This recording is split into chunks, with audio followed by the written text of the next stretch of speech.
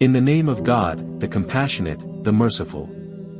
I am writing this letter to the young people whose awakened conscience has moved them to defend the oppressed women and children of Gaza.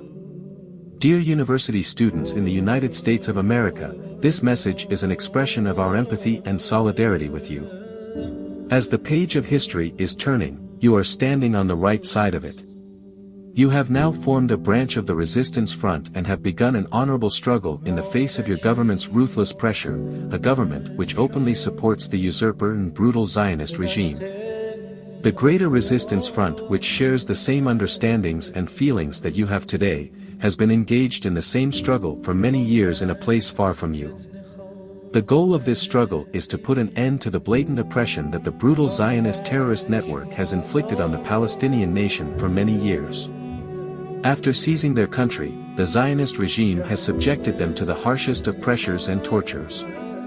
The apartheid Zionist regime's genocide today is the continuation of extreme oppressive behavior which has been going on for decades. Palestine is an independent land with a long history. It is a nation comprised of Muslims, Christians, and Jews.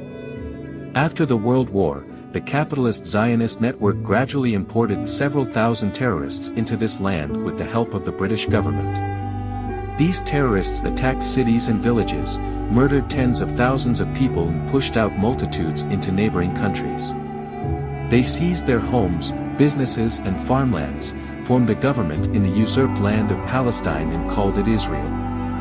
After England's initial help, the United States became the greatest supporter of this usurper regime, ceaselessly providing it with political, economic and military support. In an act of unforgivable recklessness, the United States even opened the way and provided assistance for the regime's production of nuclear weapons. The Zionist regime used an iron fist policy against the defenseless people of Palestine from the very beginning and has, day by day, intensified its brutality, terror and repression in complete disregard of all moral, human and religious values. The United States government and its allies refuse to even frown upon this state terrorism and ongoing oppression. And today, some remarks by the U.S. government regarding the horrific crimes taking place in Gaza are more hypocritical than real. The resistance front emerged from this dark environment of despair, and the establishment of the government of the Islamic Republic of Iran expanded and fortified it.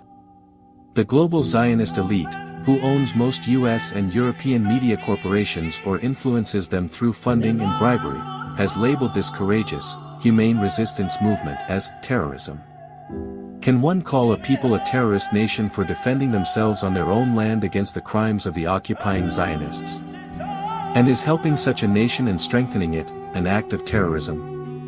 The oppressive leaders of global hegemony mercilessly distort even the most basic human concepts.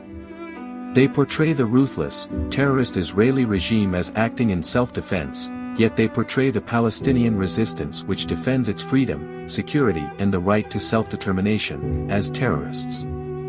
I would like to assure you that today the circumstances are changing. A different fate awaits the important region of West Asia. The people's conscience has awakened on a global scale, and the truth is coming to light. Moreover, the resistance front has grown in strength and will become even stronger. And history is turning a page. Besides you students from dozens of American universities, there have also been uprisings in other countries among academics and the general public.